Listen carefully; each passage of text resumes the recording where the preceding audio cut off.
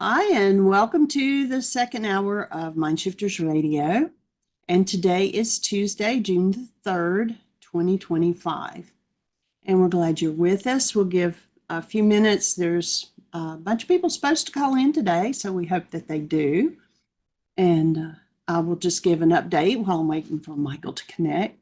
We completed the intensive on Saturday, and Michael actually just completed doing quantum still point with one of the participants today, and she's ready to fly back out.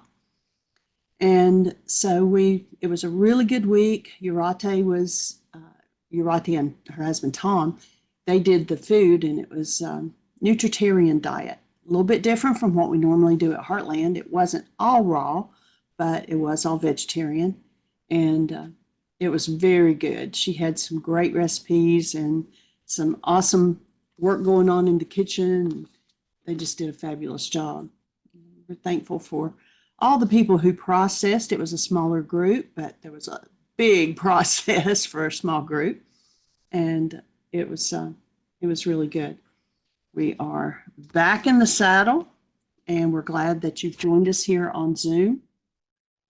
And it seems like this is going to be a very good working platform for us. Not sure why we didn't do this to start with, except there was about 100 other things going on trying to switch out from Blog Talk and figure out which platform we were going to go on. But Zoom seems to be working good for us. We're glad that you've joined us.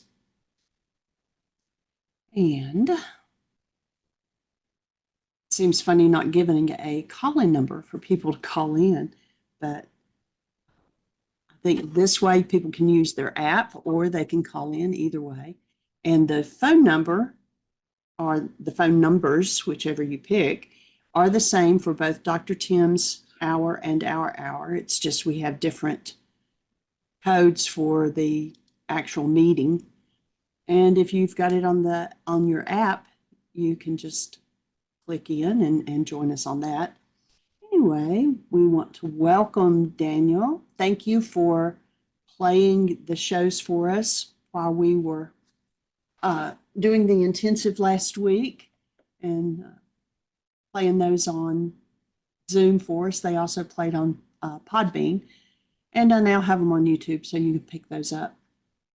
If you have any questions or comments, you can unmute yourself on the app. If you're calling in on a phone, you hit *6 to unmute and then *6 to mute back. And so you can do that and ask your questions or make your comments, and we're glad that you're with us. So Michael hasn't joined us yet, but he'll be right in. So if you listened to some of the shows or watched some of the MP4s last week while we were in the intensive, they were on codependence and communication and healing through relationships, which was a lot of the same topics that we were covering in the intensive. So if any of that stirred anything for you or you have any questions about any of it, please ask. It makes this your show.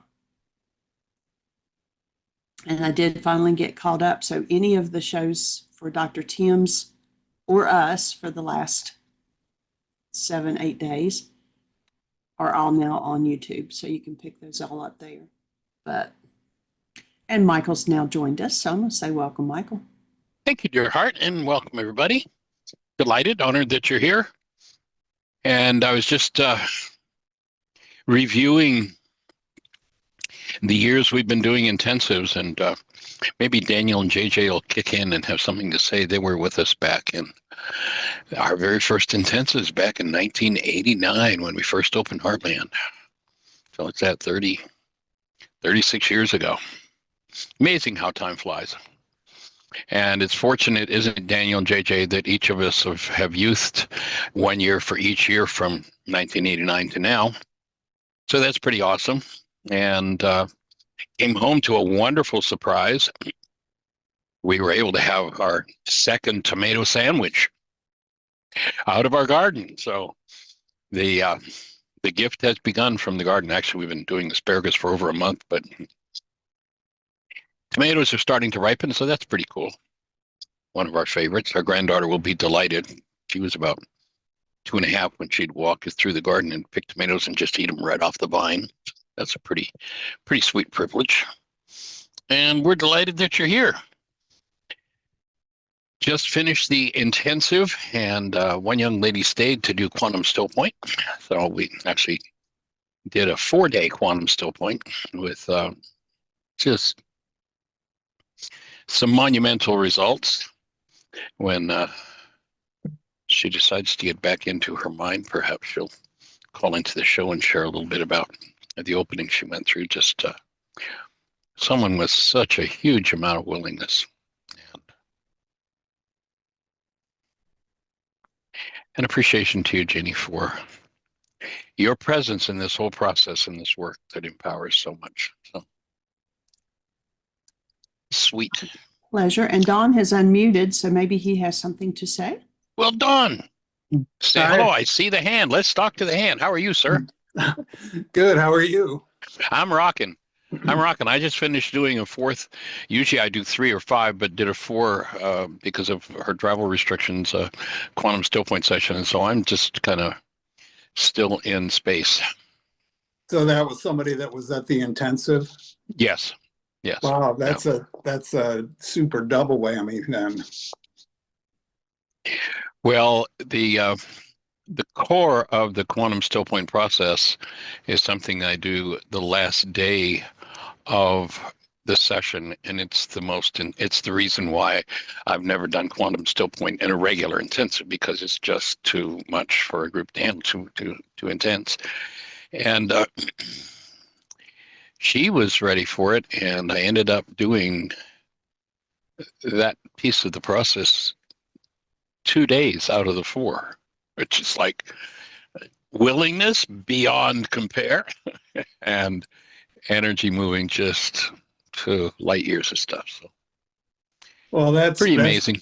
That's great. You still in the 9-day why again intensive. You still do the energy work thing, right? That's yes. That's separate. Yeah. The energy field work is a step. Before we go into still point breathing, everybody gets training on doing the hands-on work to align the antenna and support as much resistance as possible being removed from tissue, and stepping into the highest level of energy flow possible, and literally by aligning the antenna of the body. Yeah, that in 2019, for someone that's had sleep issues for decades, if not my whole life, that was, after that night, that was the best sleep I had, I think, in over a decade. I think it was true for Susan too. And of course, awesome. You weren't even the one doing it. It was just our partners who had just learned it. So yeah, anybody can do it. It's just, here it is. I mean, it's something basically, you being in the chiropractic field, basically through all the years of study, over 50 now. I went back when I discovered, when I was in Atlanta, 40. Well, my son's 44, so this probably would have been 46 years ago. I discovered the still point breath, and since then, everything that I've done, I've looked for what can enhance the ability, and anything that could enhance, every seminar I did. I mean, that hands-on energy field work, we do that 1 day in the 9-day intensive. Probably I've spent $40,000 in workshops to put that system together. Here are the things that advance the ability to go into that deepest space with the breath, where physiology becomes a superconductor and stuff moves at high speed, fast forward. And then this last piece that I've added, stuff moves at a quantum level. So it's pretty cool to just be able to retrace, which was what I was doing just before I got on the show, was just retracing the history of it, Heartland, and all the participants, all the people who've contributed and been a part of it. It's pretty awesome. So are you still getting that sleep? It's better. It's not all the way there, but I think it will be soon, because I'm trying some new things that I actually have a lot of hope for. You might be ready to make the trip and do, you've talked about doing the quantum, because it's all of the energy field work, that's all part of it. And then there are these additional pieces that part of it is, training to let go of Satan, remembering that in Aramaic, the word Satan has got nothing to do with the Greek, philosophy about dudes out there with pitchforks and all trying to get us, that Satan in Aramaic was an internal process, resistance, literally defined as the resistor, one who misleads. And part of it is going into physiology and processing through the resistance in physiology so that literally that superconductor state can happen, and anything that's disturbing any cell can be processed out of the structure. So Do you think, so since you just mentioned that, a thought that came into my head, and obviously I don't want to change what the literal Aramaic translation is, but do you think it might be better to say, instead of one who misleads, sort of depersonalize and dehumanize it and say that which misleads? good thought. That's a Um, good thought. well, anyway, the reason Because it is totally impersonal. You're right on that. That's exactly true. So I'll take that feedback into consideration. And there is no, one of the things about the Aramaic language is there is no literal, because what's coming from the Aramaic, let's see, how can I say this? We all live in a world of mental constructs, a hologram that is painted on the inside of our eyeballs that we think is out there. And all of our words are based on describing things in that hologram. And that hologram has little or nothing to do with the actuality. The Aramaic is the only language, this is a unique feature of the Aramaic, it's the only language that didn't come from the minds of men. It's the only language that is actually based in the physics of the world. Literally, the letters of the Aramaic language are, if you took a 3D shadow of, let's say, the carbon atom, that shadow would be the shape of one of the letters of the Aramaic alphabet. It's rooted in the physics of the world. And so when you try to take anything from the actuality, that Harvard research we quote so often, in a time frame where 10,000 brain cells are firing, the maximum amount of data that goes into conscious awareness is 9 bits. So here we've got 10,000 units of electrical activity happening in the brain. According to goals, by the action of a goal, a max of 9 bits of that data is turned into a picture in our minds, literally converted to a picture, the world we see. And again, all of our words are based in those pictures and what constructs are of the mind. But then in that same time frame, 9 bits of data, it's been estimated that the world of actuality is perhaps 20 trillion bits. So when you're bringing something from a 20 trillion bit actuality into an hallucination called perception, there is no literal. Everybody tries to get it, and there is none. And so I take your input very seriously. I think you're right on track, because it isn't personal, and pulling away from the personal might help to break away from the Greek brainwash about evil spirits out there and all, and take us back to the truth. So good input. Thank you. Yeah, I mean, whenever I heard that, it always seemed to me that it is your own mind that's deceiving, and so That's it exactly. It's Yeah. not some entity that we need to try to get away from that idea. Well, Exactly. since you brought that up, isn't that somewhat? I don't know for sure, but isn't that somewhat similar to, they talk about Sanskrit being like I think, I'm sure the pronunciation of the word is the actual thing, and it's different than every other language. Well, there's some pretty good evidence, if you look at how the Aramaic language traveled, that the Aramaic language traveled from the Middle East into India and may well be the root of even Sanskrit. Okay.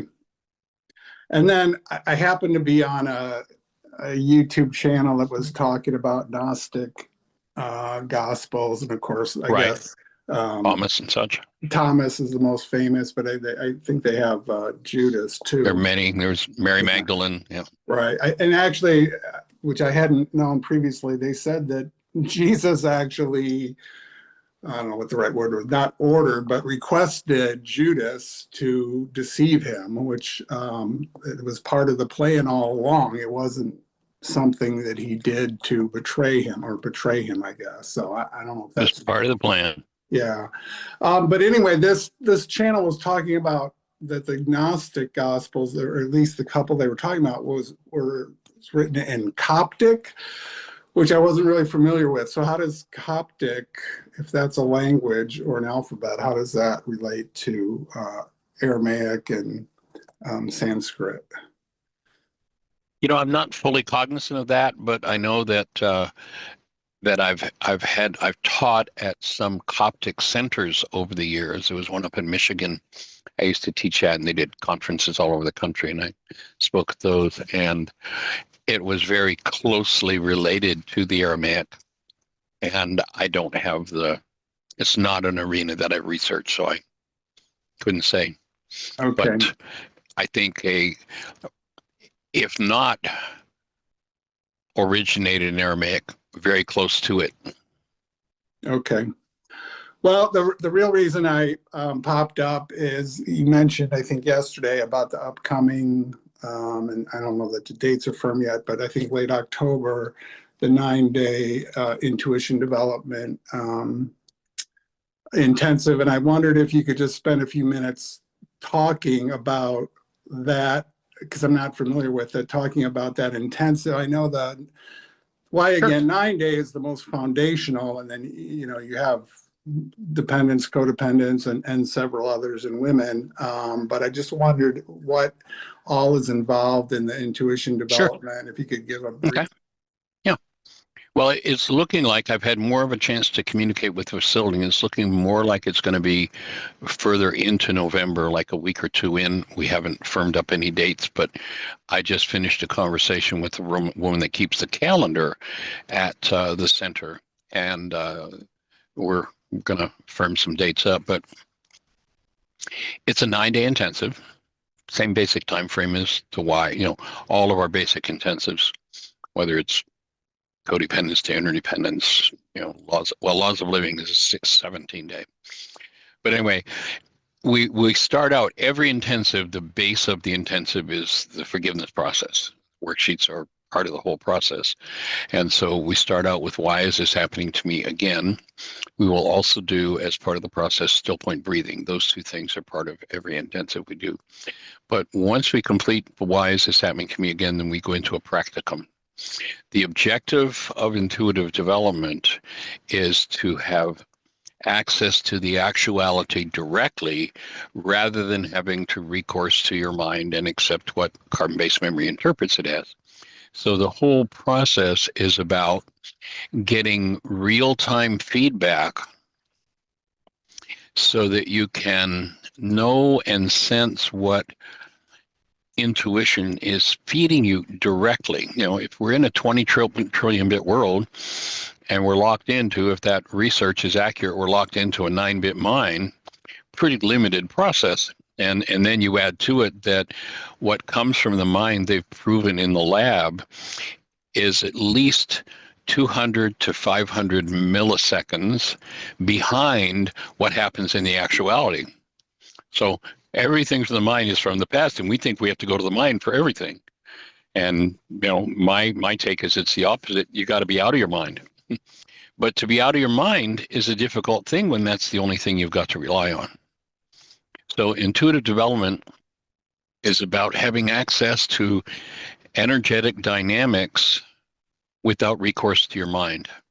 And the pairing up and the feedback we'll start with very simple exercises and build to more and more complex exercises, where you're, rather than figuring it out, rather than having something intellectual to understand and give an answer to, where you're really developing the ability to tap into what's happening in the actuality and then feeding it back to the person that you're sitting with. That's your partner. and then the reverse will happen. You'll do that exercise with your partner. Your partner will then become the receiver of the information. You'll do a behavior, and you'll have real-time feedback, so you know when you're on track. You'll know when your understanding of information coming through directly from the actuality is accurate or not. So the objective is to develop a sense of that. And so we go through more and more complex exercises. There will be at least one, sometimes two still point breathing sessions in the 9-day. Aside from the rest of it's just one exercise after another of getting feedback and giving your partner feedback, so that you know when you're on track. Okay, that's what it feels. Okay, I never was able to trust my intuition, but wow, I just shared with them and I gave a whole story, and the person said, wow, how did you know that? Because intuition, your inner tutor, is always there giving you information, but we've been taught to override it with the mind.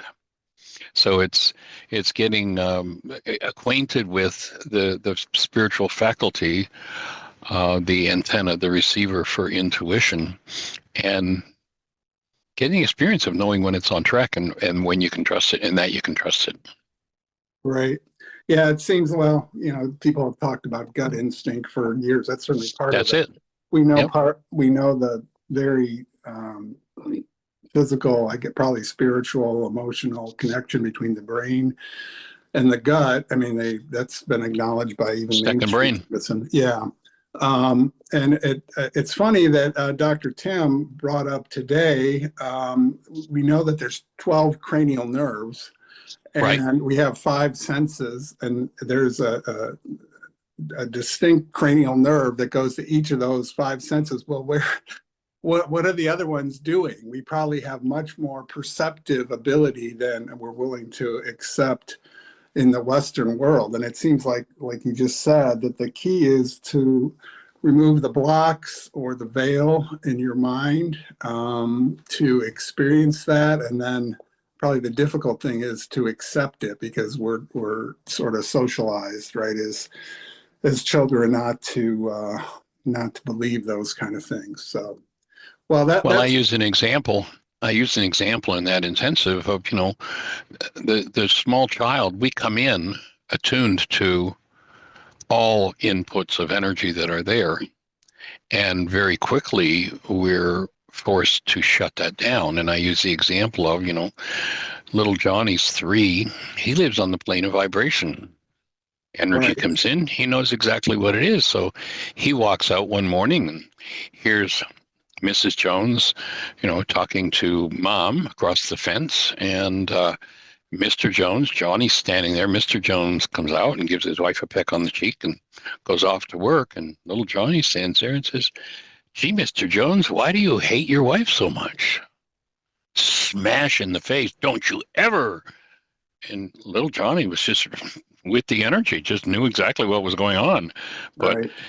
Our whole culture is so based in fraud and lies. I mean, the minute that you say there's anything valid or useful about any form of hostility or fear, you just entered a world of lies. And, by the age of 4, of course, everybody's heard me say many times, we are all pretty much card-carrying members of the one world universal religion of blame. And that means shut down every one of the higher faculties and live in the constructs of the mind that you were told are the truth. And it's all based in a lie, all of it. Yeah. And it does seem like children, young, particularly probably, like you said, younger than the age of 4, are much more connected. I mean, there's always been people that are more adept at this than, the majority of people, whether you want to, Right. Daniel, whoever. And, but it does seem like most things in life, I mean, there's gifts, but it's a skill, it's a trait that can be developed with practice. And it does, Uncovered again. yeah, it does seem like children less than 4, I would say. And then I have my own personal story, which kind of is related. It's just funny to me, that they're much more connected to source, or all that is, than people over 4. And because, like you said, they're conditioned into the one world religion of blame, or they're taught to not pay attention to things. You know, there's kids that talk to other beings. It seems that there's adults too, but those who have some kind of recollection of their past life, it's more often a young child than an adult. But so my own story is kind of funny. I don't remember this offhand, like it was actually said, but it was told to me. It was a story when I was older. So I probably was 3 or younger. And I was at my grandmother's, grandmother and grandfather's house, who I Right. loved dearly, my mother's parents. And, you know, well, I didn't really know it at that time, at that young, but I was an only child. And so I felt sort of bored and not that engaged in a lot of things. Anyway, so I loved going to my grandparents. I loved going to my cousins, my aunt and uncles who had 3 kids, right? So anyways, apparently I was crawling under the kitchen table one day, and my grandmother says, Donnie, you're for the birds, which I guess is not really a phrase that's used too much anymore, but I think you know what it means. Yeah. Yeah. And I apparently said, and I can't even believe this because I don't think I had a concept of any of this at that young age. I said back to her, I'm not for the birds, I'm for God. Oh, yeah. And Hmm. like I said, I don't even think that I had a concept of God at that age, you know? So anyway. I would offer being did. Yeah. I would offer being did, and that's what gets shut down by buying into the world system. Yeah. Yeah, for sure. So I support you in opening to being again and opening that level of awareness. That's what this work is all about. And moving, there's a great line in the Course in Miracles that says, you need not seek for love, just seek, find, and release the barriers you built within yourself against it. And Yeah. that's the whole purpose of forgiveness. Barriers, veils, blocks, get it out of the way. Exactly. Your life can change. Yep. Yeah. All right. Well, thank you, Michael. I'll mute again. Awesome. All right. Blessings. Lots of love. Blessings. So does that resonate anything for anybody else? Welcome, everybody. Daniel, JJ, got any stories to tell about your early intensive experiences at Heartland? Welcome, Celinda and Kathy and Sally. Miss Susan, Jeanie. Hit that mute button. Let's talk about it.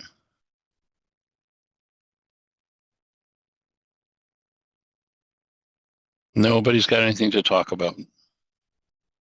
You're such an exciting group to be with today. Let's go for it then.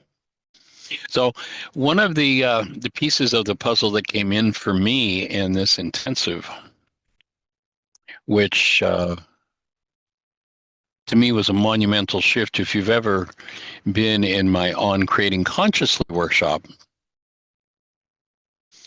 you've heard me talk about the difference between living in a give and take world, which is what we're brainwashed into, rather than a give and receive world. And the opposite of giving is receiving, not taking. But in our fraudulent mental constructs, we've been taught to become takers.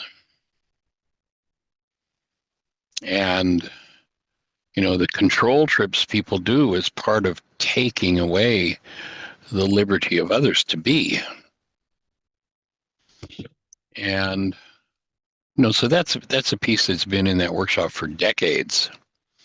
However,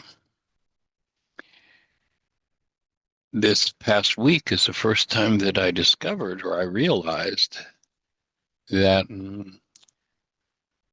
in the arena of the breath, in the arena of still point breathing, that I was still talking about take a breath.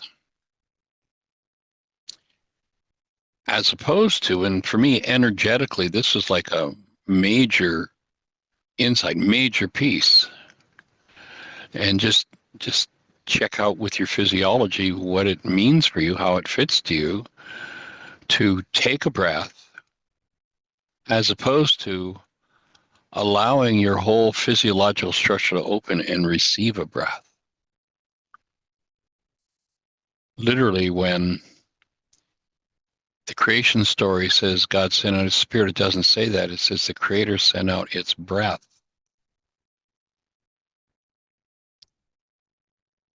And if we're stuck in this perceptual construct of a give and take world, then the language is usually take a breath. At least that's been my language. And I'm realizing how it came from a place of such error. And when I caught that piece of the puzzle physiologically, recognizing, the breath, usually the shift that happened for me was in doing that, was that when I shifted from taking a breath, which was something that happened through my mouth or my nose, to taking a breath, it was like the whole body, when shifting into receiving a breath, the whole structure opens on another level to receive.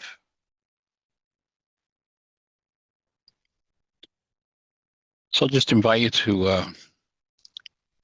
to engage in what would it be like to realize fully that the Creator gave this awesome gift called the breath of life.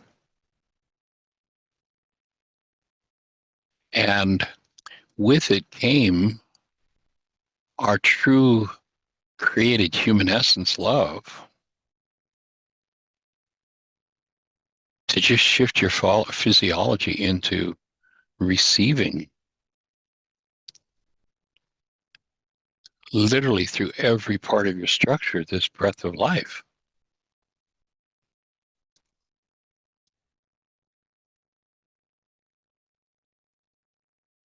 And where in your physiology do you need to open to allow yourself to receive that?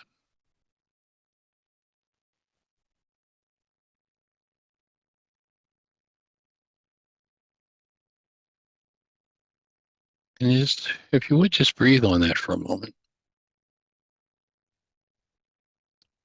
What shifts in your mind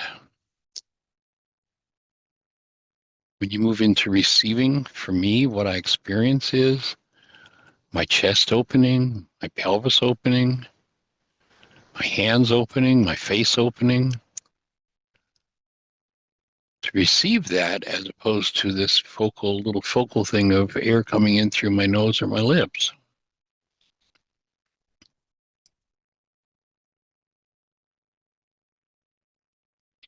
And then what rings in my mind is, the ancient scriptures talk about words. In words is the power of life and death. I'll just share that what I experienced when I shift just that word about that single thing, it opens just a whole new dimension. And then you hear this, and yes, when you one of the things we got into, and this is an idea that we spend some time on in laws of living, is that our brains operate like trucks.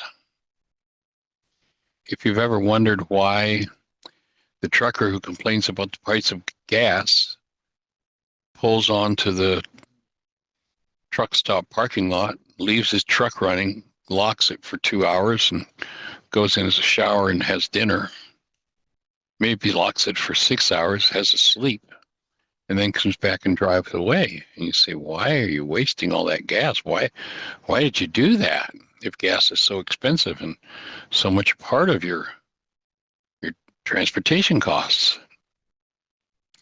Well, the reason a trucker leaves the truck running when he is on the road and he's going in for his nap, his shower, or his sleep, or his entertainment, or dinner, whatever,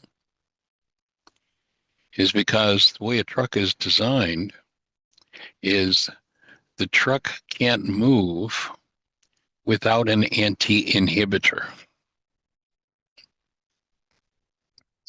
What that means is that there are strong springs that clamp the brakes down on these big rigs. So the truck can't move. Its movement is inhibited by these strong springs on the brakes. And it's not until that truck has enough air pressure built up that the anti-inhibitor, so the truck is inhibited from moving. When there's enough air pressure, the air pressure pulls against these inhibitor springs on the brakes and pulls the brakes back off of the brake pad, and now the truck can move. So the movement of the truck is inhibited all the time until there's an anti-inhibitor, enough air pressure, and it's less costly for him to spend the money idling that truck for 6 hours than it is to shut it down and have to come up and build air pressure out to get back again so he can get back on the road. He or she. The brain works in the same way. Over 95% of your brain's chemistry is tied up in inhibiting brain cell firings.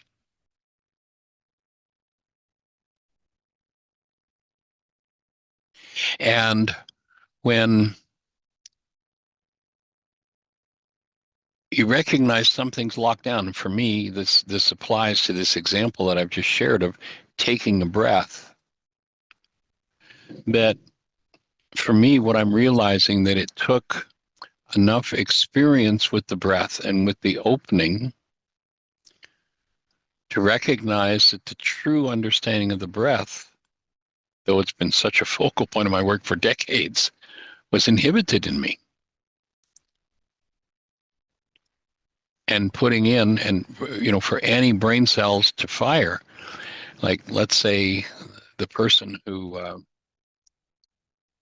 let's say, was beat into submission by a parent, by an angry, abusive parent, and told how worthless they were. They've got anti-inhibitors for those brain cells, so worthlessness fires easily in the mind. When that person hears the words and realizes that they are literally the offspring and creation of love in the world, and for that fact and that fact alone, they have all the value you could imagine. There aren't enough anti-inhibitors available for that truth to be known in the average mind. Because the anti-inhibitors, the things that fire easily, the things that easily move in that mind, well, of course, I'm worthless. My power person told me I was broken and I'd never make it and I'd never be fixed. Forgiveness is about weakening those frequencies, weakening those energies in the mind. But then the other side of it, you hear Yeshua saying, and it kind of, I can remember thinking it kind of sounds like an ego trip. He says, my words are your perfect life. What he's saying is that guidance system, which will take you into the life you were designed for, has been inhibited in you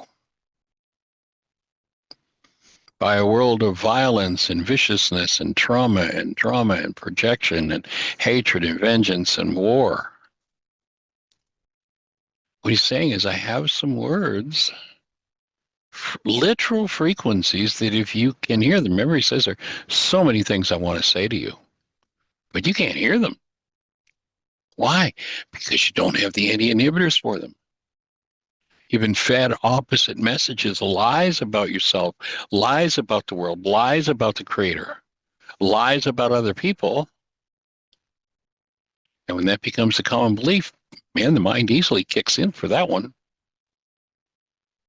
Forgiveness is what allows perceptual constructs of the mind based in those lies to be weakened and removed ultimately. And then when you look at that idea of the perfect, when you engage in the words, build the brain cells for the anti-inhibitor, then those truths can now fire in you. Otherwise, they're just not available. And one of the things I would offer that kings have done is they have devised words to keep the anti-inhibitors of weakness and subjectivity going in people's lives. You go back to the ancient scriptures, and in essence, basically what it says is, don't ever make a contract with the king. They've been practicing this for so long, you can't win on that game. I remember way back in ancient Middle East, people were clamoring to a guy named Samuel, give us a king.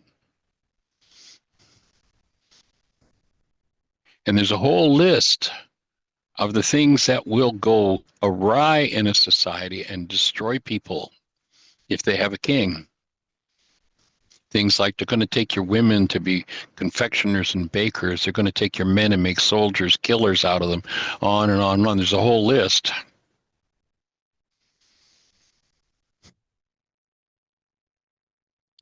And because people insisted on it, Samuel gave them a king. You'll notice we're kind of doing some of that stuff right now in America. Might be time to wake up, because go back and check out what was said to Samuel. Well, what will happen if you get a king? It's happening. I mean, we're watching it. If you got the eyes to see and the ears to hear that one, you want to move out of that realm and engage in the words that support the release of the image-making capacity of the mind for you to know the truth about who you are. And the truth about who you are is really simple. You deserve total honor and respect and support simply because the Creator put the breath of life in you. Your essence is the conscious active presence of love. If you didn't get words that supported that as a kid, you probably have difficulty finding that the truth about you is that you are made of the stuff called love. And there's a whole process to go through. And I've never found anybody that had the words to do it until coming across the first century Aramaic language of the man named Yeshua. And he hit every high point in the process. And it's got nothing to do with religion.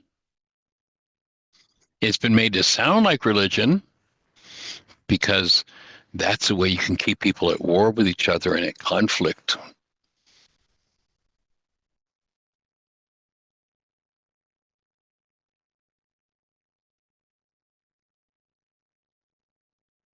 So when you realize that you are literally the offspring of love, and you live in a culture that have words that support that.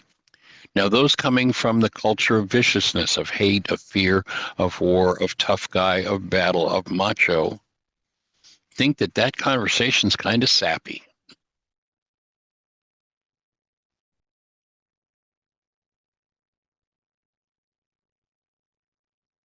But once you start to claim your human life,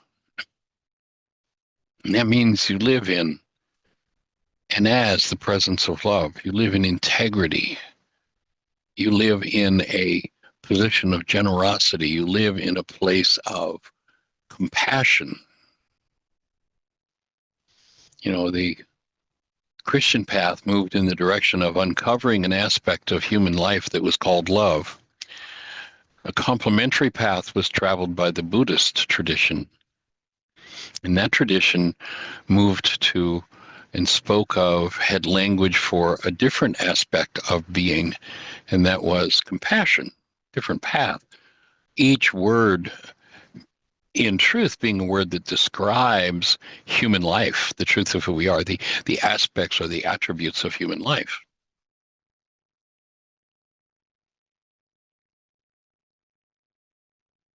Why the words of conscious, active, present love are so important.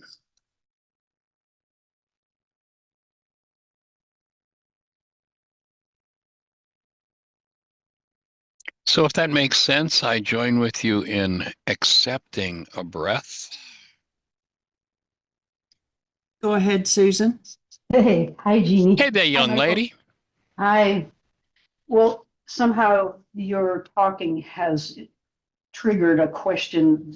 I'm getting to know a woman who I've known as an acquaintance for years. Her kids are all grown up, and she asked me a question, and I I hope I remember the word. She's Jewish. Right? Basically, she was asking me, how do I feel about and global antifada? And I had to look it up. I said, I'm so embarrassed. I don't know what that The means. battle, the war. Yeah. Yeah, she said it's global and she says it's a takeover, but it's basically Jew hating. It's hatred of Jews, which has become, Jews have been coming into the spotlight. And I was wondering how I could, what language I could use. I don't even know how to ask the questions. I'm so afraid. It's like with Black people. I used to be afraid of talking to Black people because I thought, I'm going to say something that shows that somewhere in my past I was indoctrinated to look down on them. And I was. And I thought, here I am, a racist. I don't mean to be. I don't want to be. And so I made friends with a Black woman whose son was in my children's choir. And she helped a lot with all kinds of things like bringing pizza for the kids I'll straighten between you out, eh? performance. She helped me out. And I said, can we have a real talk? Because I want to say, if I say anything that offends you, you've got to tell me because I don't intend that. But I'm sure it's in my guts, my habits. She's been great. So in a way, I feel as if I've been released from the fear of communicating. And now I have this prospective new friend, and she wants to have coffee and talk. And don't say anything about the coffee, Michael. I know you don't approve of coffee. I won't have coffee either, but I didn't say that. You never heard me say I disapprove of coffee. I just like to expose the facts of that drug. That's all. yeah, okay. Caught in the act. Anyway, it does have to do with preconceptions and also habits and the way we present ourselves in the world. All of what you've been saying invites us to be more open than I think any of us is, or I should speak for myself. But I wondered, you're talking about a way of seeing, and I love what I think it was Dan said about the Aramaic words being something other than just a word. They actually are potent, innerly potent, and have an effect. They originate, you said this too, they originated out of something else. I know I'm going all over the place. If you can put together what I've just said and speak to all that, it would be great. Yes. We've actually had this conversation before.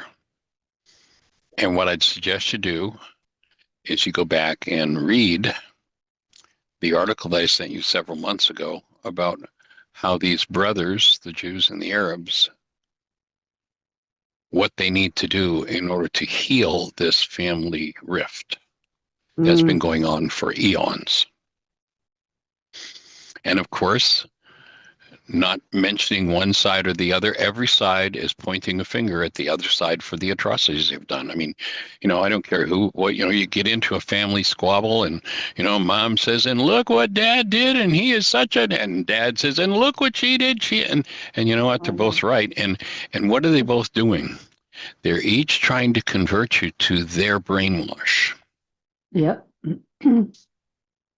They're each trying to get the brain cells built in you to side with them and say, look, my cousin that I've been at war at for 6,000 years is the problem in our family.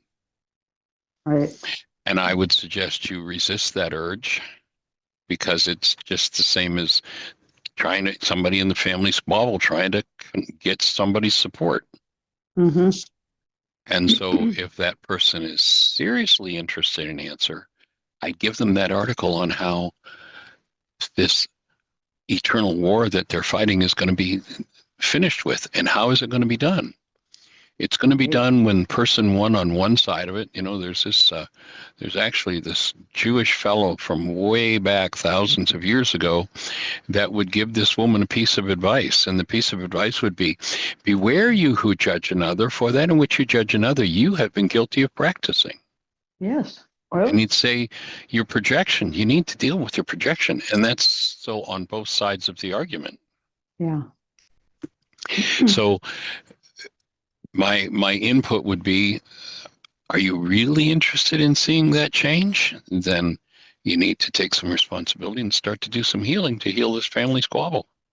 Otherwise, it goes on and on and on. And, I mean, in the Western world today, they've even converted thousands of so-called Christians into believing that, well, if we can just get this war really rocking and get them using nuclear weapons and blowing up the whole game, then Jesus is going to return.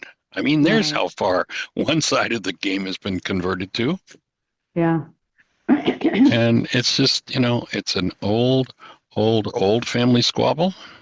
hmm And everybody that's squabbling needs to do their own work and heal. That would be my Yeah. answer to that question. That's good. Do you remember the title of that? I'm sure I have it somewhere because I've saved all those You things. you actually took it and rewrote it for me. I sent the And, long form of it and you shortened it for me oh my God, I'm embarrassed. on I don't healing war. remember. Okay. Yeah, remember the article we had a couple of conversations on the show about Yeah, I do. healing the war in the Middle East, and Mhm. I sent it to you, and then it was longer, and you did a rewrite. So you'd probably benefit if you read both my original article and the rewrite and see what the Sure I new did. level is. And I would love it if you'd come back if you do that and share with us what your insight is, especially in the context of this question you've been asked. Well, I would love to do it. I wonder if I have it. I probably do have it, and Oh, I I'm have sure the you do. file on Michael Ryce. Yep. Um, you helped I'm me. sure you've got the article on your computer because you took it and you edited it quite Yeah. a bit. Yeah. But if you don't, So, just drop me a text and I'll go ahead and resend it. all right. That's great. Well, I realize in talking to you, Rice on evil. No, I have a whole list here on my iPhone. Rice, Rice, new book, Rice wake up sheet. Healing Well, War. healing war. I won't take time on the radio show to look for it. I'll look after. But I realize just from a few texts I've gotten from her that I think she doesn't want to hear this article quite yet. I think what Oh, she no. wants, Oh, absolutely not.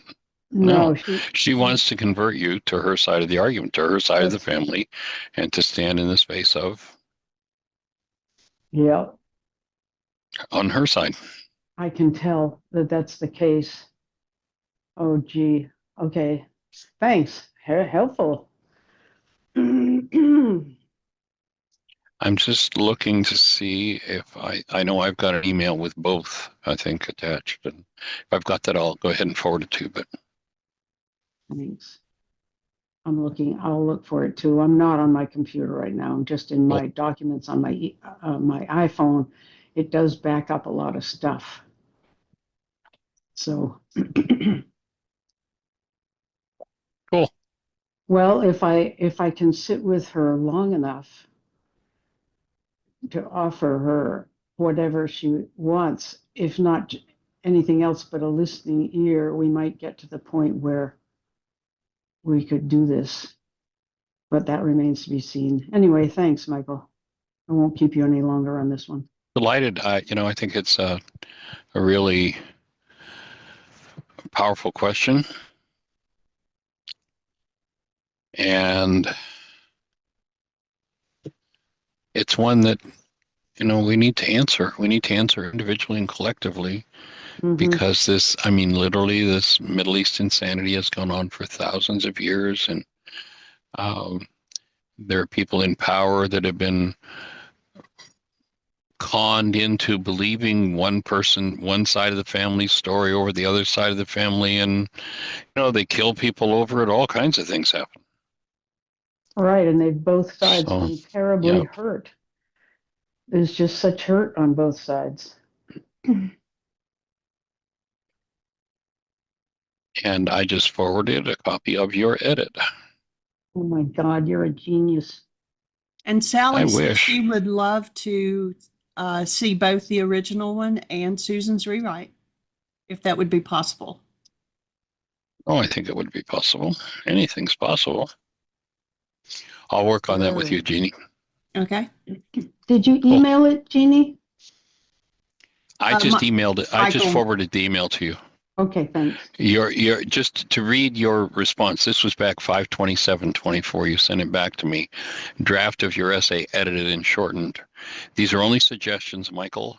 I cut tons of quotes, not because they were bad, but because they seemed not to be necessary to get the message across. I cut the one place where you introduce sympathetic dominance because you don't use it elsewhere, and it might be confusing to people for that reason. I did keep the point that you made, though, et cetera, et cetera. Okay, So that's your feedback on it. I just forwarded that to you. good. Oh, thank you. Delighted, honored, and surely appreciative of having you on our support team. Well, it's been two-way street for a long time. Yeah, it's pretty sweet, isn't it? Yeah, Pretty amazing. it is amazing. I've been going through my journals and you have really corrected my mental health problems. I still get mad and anxious on things, but it's always an immediate situation that's worksheet manageable. Knock on wood, I shouldn't crow too much.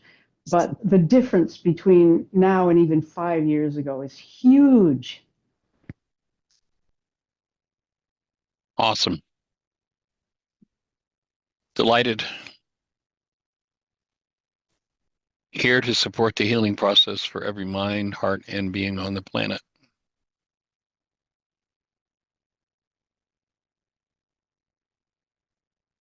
And, anti-inhibitor, speaking of anti-inhibitor, the commitment is a device that, if used in the mind, is used to be an anti-inhibitor for releasing sanity, for building a personal code based in love rather than the personal codes based in defense and hostility and fear and rage and guilt and drama and trauma. So I'd like to just repeat that to close out, and that is my commitment.